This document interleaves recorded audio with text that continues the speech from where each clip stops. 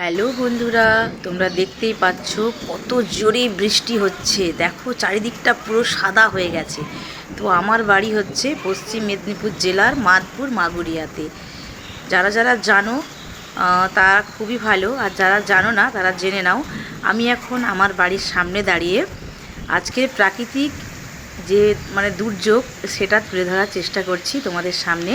হঠাৎ করে 11:30 নাগাদ একটা কালো মেঘ দেখতে পেলাম পশ্চিম আকাশে।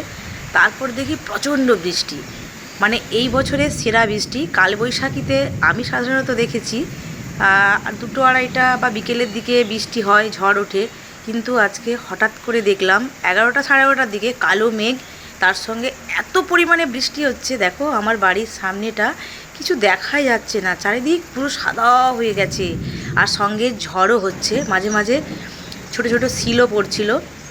তো তাই ভাবলাম যে এরকম একটা দৃশ্য তোমাদেরকে আমি দেখাবো, তাই ভিডিওটা বানালাম। তো প্রায় ঘন্টাখানেক ধরে এরকম বৃষ্টি হলো।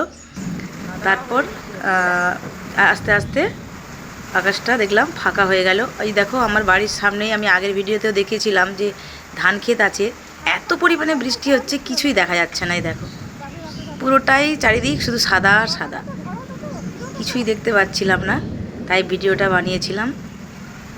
তো বৃষ্টির পরে আবার দেখলাম যে রোদ উঠে গেছে। এই যে দেখো ধান ক্ষেতটা দেখাই যাচ্ছে না।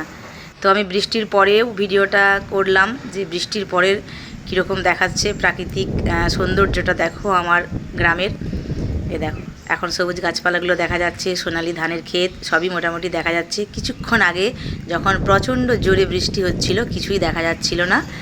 তো আবার রোদ উঠে গেছে, রাস্তায় স্বাভাবিকভাবে মানুষ চলাচল করছে। তো আমি ভিডিওটা এই জন্যই তোমাদেরকে শেয়ার করলাম। যদি ভালো লাগে অবশ্যই লাইক কমেন্ট শেয়ার করবে। আর তোমাদের ওখানে যদি বৃষ্টি হয়ে থাকে এরকম, তাহলে অবশ্যই আমার ভিডিওতে কমেন্ট করে জানাবে। তো আমাদের এখানে ধানের প্রচুর ক্ষতি হয়ে গেল গো, অনেক ধান মাঠে আছে, আর যেসব ধানগুলো লোক বাড়িতে নিয়ে এসেছে তাদেরও অনেক ক্ষতি হয়ে গেল।